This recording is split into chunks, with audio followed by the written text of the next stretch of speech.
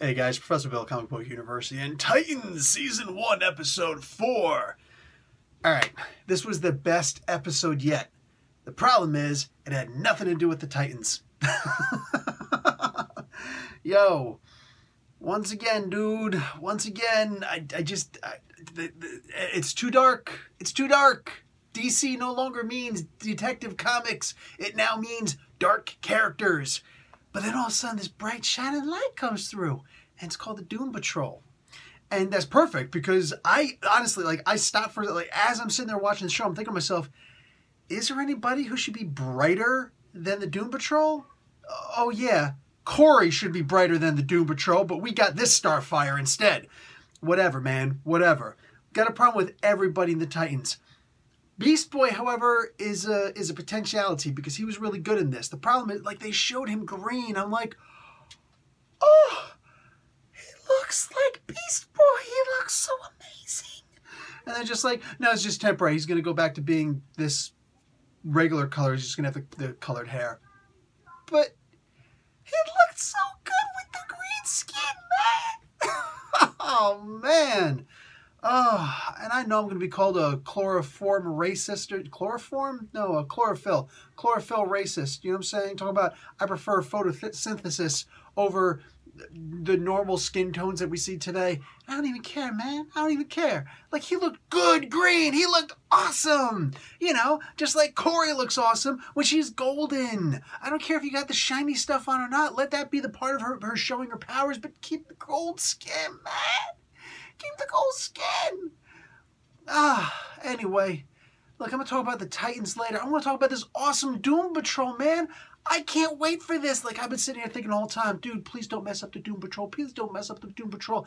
I want you guys to understand. First off, I'm going to try and remember to put this stuff in the description, but all 4 members, original members of the Doom Patrol, 10 things about them, or, explained in a minute. I forget if I started doing the 10 things about shtick at that time or not, but anyway, the 4 members of the Doom Patrol, all right? Larry, Cliff, Rita, and Chief, okay? Those 4. Go and look them up on Comic Book University or scroll down to the description. Boom. Warning, Chief may have a couple of spoilers in it. Is what it is, baby. Is what it is. Because I could see that's exactly where they're going with this TV show.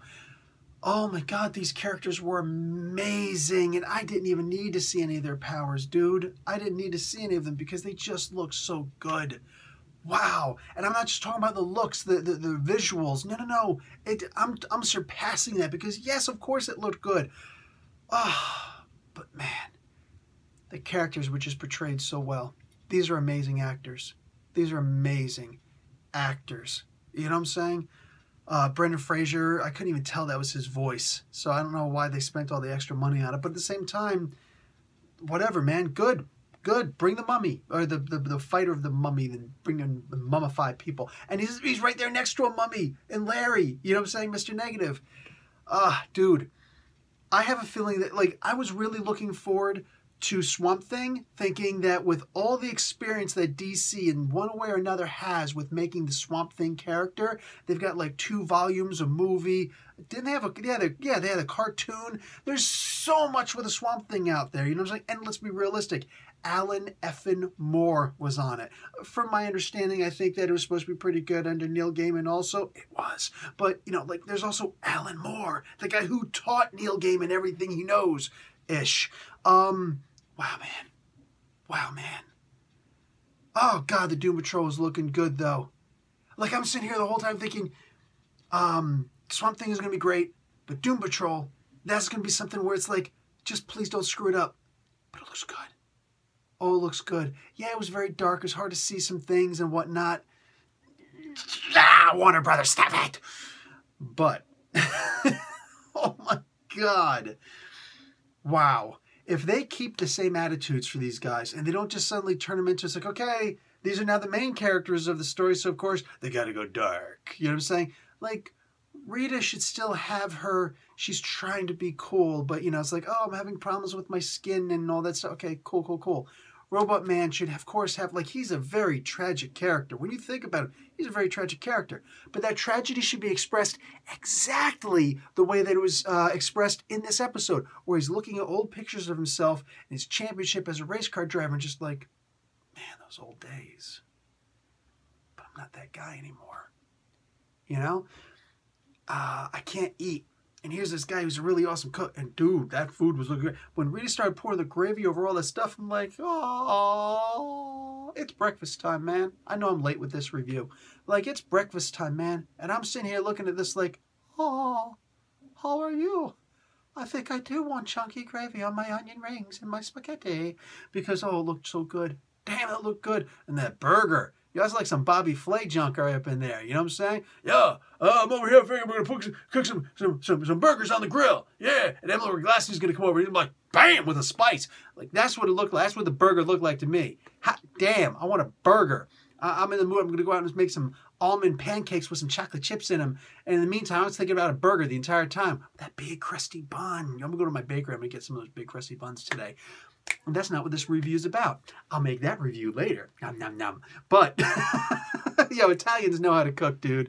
Oh my God, this is exactly precisely what I want to see with the Doom Patrol. And you know how they can mess it up? By doing exactly what I said that they might wind up doing. Is saying, okay, but now they're the main characters. Now we got to make them darker. But you don't. But you don't. This was the perfect Doom Patrol. And guys, I know that Doom Patrol is a fairly obscure group in the comic book industry. Please understand what the Doom Patrol is. They were the inspiration for the X-Men. You know what I'm saying? And make no mistake, they were inspired by the Fantastic Four. The Fantastic Four is, of course, inspired by older Jack Kirby characters and the Justice League. So there's a lot of, you know, that happens. There's no, oh, they were a ripoff. Nobody's a ripoff of anything. Nobody's a ripoff of anything, okay? It was an expanding of ideas. That's what people do when they write things. Everybody, including draw. All art is just an expression of, this is what I was influenced by, this is what I'm now going to do. Please, none of those nonsensical comments about, you know, well, this people were a copy of those people. No, nobody's a copy of anything. They're all very, very different characters. Doom Patrol now, though, they were the inspiration for the X-Men, for the original X-Men. Oh, God, and they had some amazing stories. There was some silliness in there also. There was retcons that were amazing. Obviously, they're going with the retcon part on the Chief. Spoilers! Dude, I can't wait to see Doom Patrol. Oh, my God. And the first episode is probably going to be the main thing, but, you know, I'm going to, of course, watch it all. But, oh, please don't F up the freaking Doom Patrol, man. They are perfect. Exactly like this. DC, please. Exactly like this. Now on to the Titans. Man, how is it that Starfire is the most murderous SOB up in here and she's sitting here giving advice about calming down? She had this straight up psychopathic, who are you? I don't know. Go back and look at that first episode, second episode, whatever. That's exactly what she did. Slightly better acting on her part, but, you know, she's getting paid for it. I'm not. Dude. And then just, I'm going to start murdering people. How'd she not decide to murder the Doom Patrol? First off, how the hell did Dick Grayson get away? Corey's like, don't worry, I got this. No, you don't. There's 3 of them, 1 of you. Okay? You're going to get through Robot Man. I get it. Your powers... There's a good chance you're going to get through Robot Man, but he's going to hold you down. And Rita, oh man, Rita would probably be the one to go after Dick. You know what I'm saying? But if they're going to use the same powers that he's actually got, okay, I'm talking about Mr. Negative here, dude. Corey, with your concussive blast, in this case fire, good luck with that straight up power up against somebody like freaking Mr. Negative. Good luck with that. All right, man.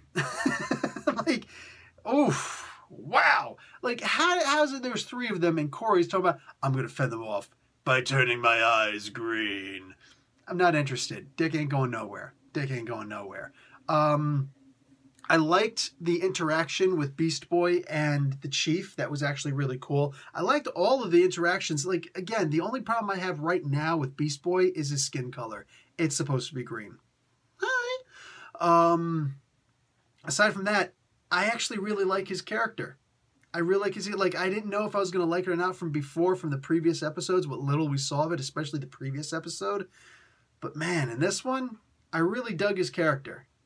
I dig the actor. I like what he's doing. I like pretty much everything. Again, the only real complaint I could say is, why isn't he green? Why is it just his hair? Just saying. Just saying.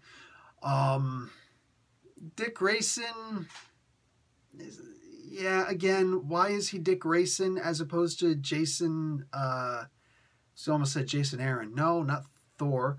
Jason Todd. Why isn't he Jason, the man with 2 first names? Why isn't he Jason Todd? You know what I'm saying?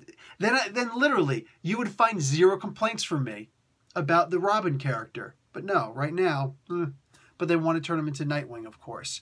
So, I'm not feeling it, man. I'm not feeling it. Dick was the one who always had his head about him. Always. And anytime he went astray, it was really quick, like a rubber band, to go back to normal again. There's just no reason to portray him like this, man. There's none. There's no reason. Again, Batman White Knight. They had it so that Dick Grayson was actually the second Robin. Nice retcon there. Interesting. And it worked for the story. Really did. Why couldn't they do that here? Not even that hard, dude. What do you call it? We saw some Raven. I liked what Raven was doing in here. That end scene with Dick and Raven, I wish that they would have showed it instead of me having to make it headcanon. Because to me, it's like, yes, she's going to be able to calm down. Because Dick really just said some nonsense right there. You know, Dick just said some straight up whack talk. Just, I'm not going to leave you this time. You try to leave her twice, bruh. You try to leave her twice. You try to abandon her twice. But there was the hug. So I wish they would have shown her using her empathy to understand that he meant it, that he was sincere. If they would have just showed that, then it would have been headcanon for me. And of course, if it's headcanon, that means I'm making excuses for the show because I'm trying so hard to like the show, despite all the little pitfalls that they're throwing at me, If they would have just had and how hard would that have been? Just a little bit where she just, and then sees in his eyes just a little bit like, whatever, and just sees like, maybe just a quick little scene where her eyes do like that, and then you see inside, I mean it this time. Just, whatever, something. Write it better than I just said it, okay? But just something like that. I mean it. That. Whoa, I just did it. That would have been awesome. That would have been great. Instead, it's just, no, I'm not going to leave you this time. I'm in it. Okay. Headcanon. So, and then a Starfire. Sorry, man. Yeah, of course, I wish that the thing that bugged me the most was that her skin color isn't orange. I really do wish that was the biggest thing. But the problem is, of all the characters, I said in the beginning, the only character that I could immediately think in the DC universe that is brighter and happier than any of the members, all the members put together of the Doom Patrol, would be Starfire. But this is not the DC, this is not the Detective Comics universe. This is the dark character universe. And it's killing me with all this dark crap. Ooh.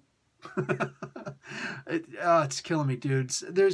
I just don't see any damn reason why she couldn't have been happier, In the next episode, I see her kissing Dick. There is no reason for that romantically. I'm hoping that she's just kissing him because she's trying to absorb some of his memories and whatnot. In the comics, she absorbs languages that way and a few other things. But yeah, it could be very different. I don't know. I'm hoping that's just the memories thing because there is no reason for these two to get hot and heavy with each other right now. There's none. They don't have a chemistry with each other. They've got nothing. It's literally like, oh, well, in the comics, they're together, so we got to put them together here. There's a lot of things that happen in the comics that y'all don't do in this episode or in this TV series. So I'm just saying. Just saying. Man, the perfect medium to translate into TV or DVD or movies is comic books, because you have the script, you have the plot, you have the script, you have all the lines that the actors need to say, you have the storyboards cut out for you, like with beautiful art, you have the costume design, you have the concept, you have every single thing that you need. And yet, even DC can't get their own comic books right. I hate it.